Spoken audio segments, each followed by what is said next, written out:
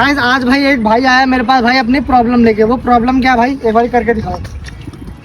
देखो भाई, देख रहे हो भाई आवाज जो आ रही है ना भाई डिस्क ब्रेक में से, मुझे पता भाई ये प्रॉब्लम भाई आपके साथ भी है। भाई कमेंट करके जरूर बताना भाई ये प्रॉब्लम किस किस के साथ है। और भाई इस चीज का ना भाई मेरे साथ भी भाई पहले हुआ था, तो मैंने इसका जो सॉल्यूशन करा ना भाई, सच बता रहा भाई वो ऐसा सॉल्यूशन है भाई आपको शायद ही यूट्यूब पे देखने को मिलेगा। तो भाई उसके लिए भाई बहुत जल्दी एक वीडियो बनाने वाला हूँ कि हम इस आवाज को भाई कैसे रिमूव कर सकते हैं भाई। ठीक है, तो वीडियो को लाइक, चैनल को सब्सक्राइब करके भाई बेल आइकन जरूर ऑन कर लेना, ताकि ये वीडियो आते ही आपके पास नोटिफिकेशन आ जाए।